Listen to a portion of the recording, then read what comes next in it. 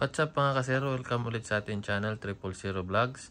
For today's video, mag-unboxing tayo ng isang ICOM na ginagamit natin sa mga motorcycle ka long ride.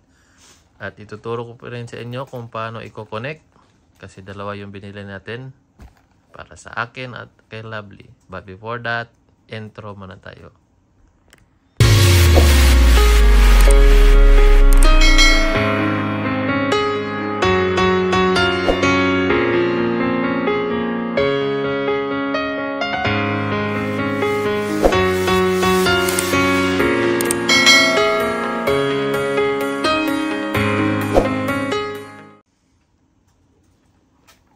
Yan mga kasero, i-unbox natin ang Girlik C2 Pro.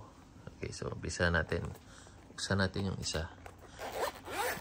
Kung ano yung nasa mismong box nila.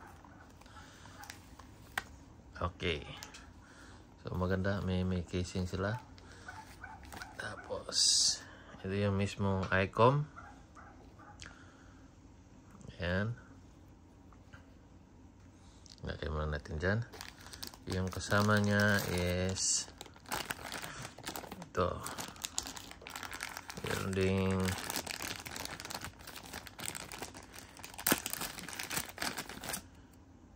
pandikit sa doon sa helmet kung saan imamount ang ICOM. Ayan. So may dalawang option kung gusto nyo idikit. Ito yon. Tapos merong isa rito na i-clip lang sa gilid ng helmet. Ito. So isa-slide mo lang pataas. Yan. Tapos may mga spare na pangdikit sa ating AirPods. Pandikit dito sa ating headphone. Yan. Para sa tenga. Okay, so dyan lang mo yan sa gilid. Tsaka meron din silang manual kung paano i-connect, paano i-turn on. Ayan, andito. So andito pala sa babalikan natin mamaya. So ito naman is yung mismong microphone. So ito pala mga kasero, may dalawa siyang microphone. Ayan. Ito ginagamit to kung ang helmet mo ay half face kasi walang paglalagyan sa harap. So ito yung ginagamit. Okay. So itatabi muna natin yung case. Ito naman yung isang mic. Kung naka-modular ka or yung full face helmet, ito yung ididikit sa harap. So, ang nakagandahan nito mga kasero is, ayan, pwede matanggal kasi pwede siyang pagpalit. Ayan. So, may option ka po. Dalawa sila. Okay. Next naman, ito yung para sa tenga, dalawa, left and right. Ito yung port sa mic at ito naman yung i-connect dito sa ating mismo ICOM dito sa baba. Ayan, okay. So yun yung nakapaloob sa ating box. So dalawa yung binili natin. So later on ipapakita ko sa inyo kung paano i-connect itong dalawa para magkakasagutan kayo, tatawag or share ng music habang naglo-long ride. Okay? So, mga kasero, ito naman yung introduction ng Girlik C2 Pro. So, itong item na to may feature na 2-rider intercom mode. So, kaya dalawa yung binili natin para kukonect silang dalawa, hindi na kayo magsisigawan habang naglo-long ride. Tapos, mayroon din siyang talk and listen music simultaneously. Mayroon siyang music sharing. So, while nakakonect to sa cellphone mo, pwede mong i-connect yung music para kayong dalawa yung makakarinig sa music. Tapos mayroong stereo music at saka water resistant para kahit umuulan, hindi ito masisira. Tapos voice assistant support, voice promote, dual phone connection, audio answer, and multicolor lights. So may mga lights ito. Later pagkikita ko sa inyo kung saan. Okay. So sa manual pala nila mga kasero, balikan natin. So ito yung nasa loob ng box. Yung headset, yung mic, speaker, mayroon ding clamp. Pinakita ko sa inyo kanina. May mount clamp, adhesive clamp, speaker fastener, hearing fastener. Okay. May cable, charging cable. Tsaka itong manual. Okay. Yan.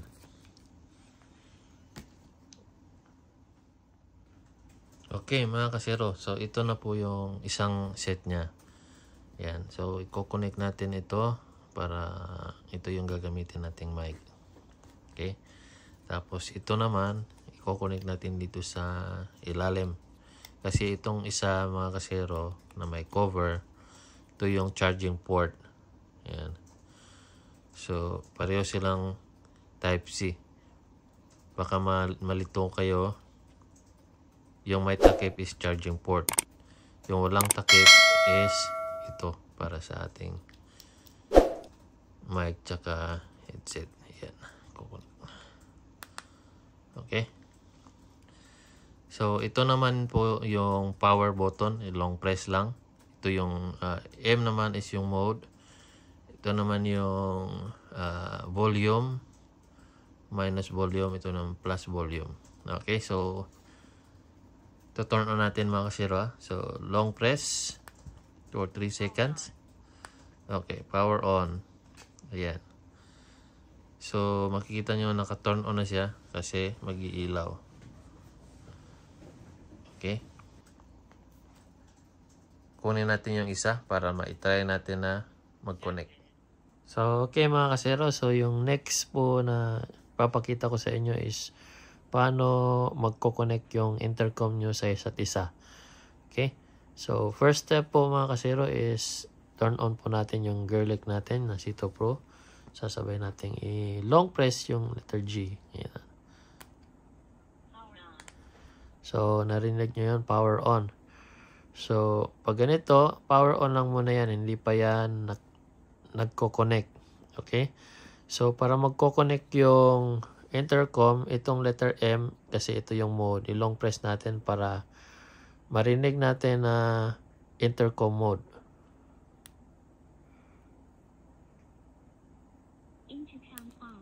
Okay, intercom on, mag-green yan.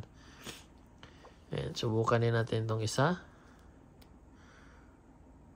Long press.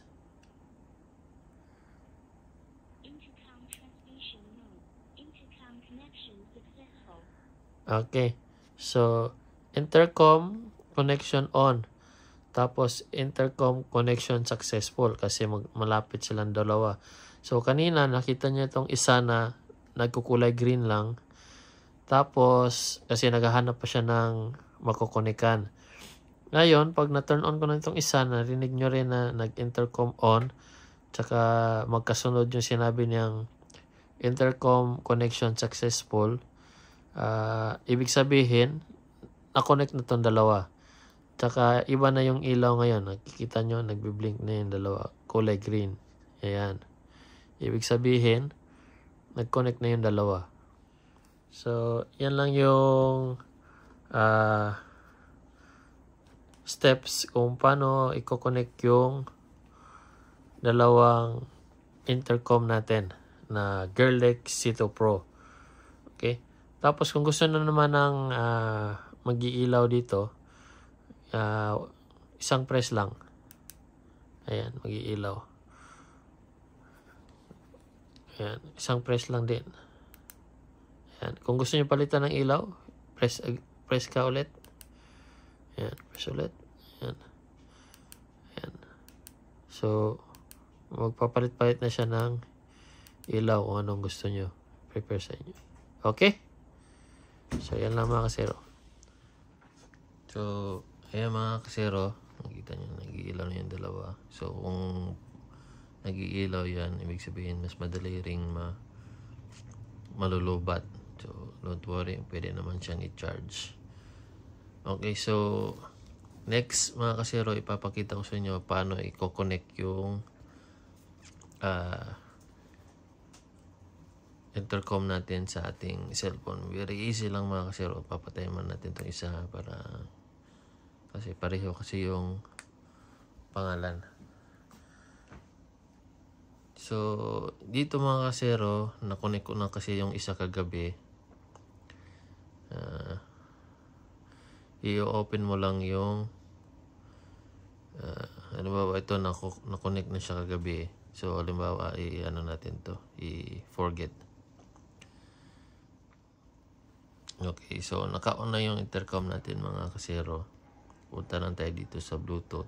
Tapos, last pair, new device. So, makikita agad C2 Pro. So, click nyo lang yan. At mag-prepare lang siya. Pwede mo i-allow, pwede rin hindi. So, pair lang. Okay, so ganyan lang kadali yung pag-connect sa cellphone. Okay. So, later mga kasero, habang naglorong ride kayo, depende sa inyo, pwedeng i-connect ito, i-separate yung isa sa kabilang cellphone para later on, if gusto nyo mag-share ng music, pwede rin from dito, kung ito nakakonect sa ibang cellphone at ito nakakonect dito. Kung mag-music ako, pwede rin i-share yung music ulit sa kanya para dalawa yung makakarinig ng parehong music. Okay, kaya tinatawag na music sharing.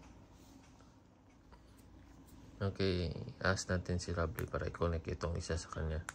Okay lang, paki-connect yung isa lang. Please.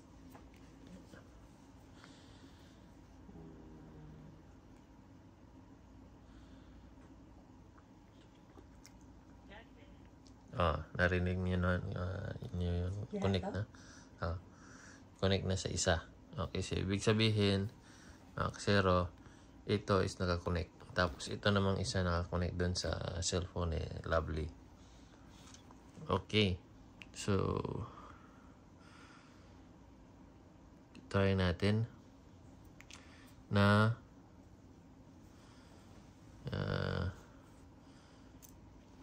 try natin na mag-music sharing. Open muna tayo ng hanap na tayo na music na hindi copyright. Okay, for example ito. Okay, naririnig nyo na yung isa, di ba?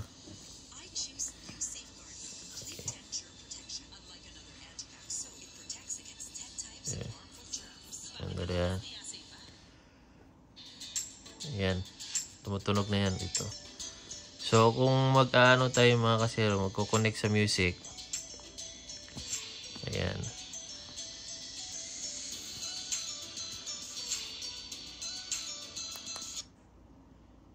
Connect natin yan. Press lang yan kung nag-work yung music stop, pause, tsaka play. Yan, diba? So, makikita nyo stop at magpi-play. Yan. Tapos, para ma-share sa kabila, ito namang plus volume is i-press natin ng dalawang times. Ito at saka ito. Yan. Okay. Tapos yung isa. Okay. So, naririnig nyo na. So, dito meron. Tapos, dito naman sa kabila meron. Okay. So, habang dalawa nakakonect, pwede din kayo magsalita sa kabila. Ito. So, ganyan lang yung pag-connect. So, kung may tanong pa kayo mga kasero, mag-iwan lang kayo ng comment sa comment section para masagot namin at masagot ko please lang sa tanong nyo. Okay, so I hope may natutunan kayo sa video na to at kita-kita tayo ulit sa next video.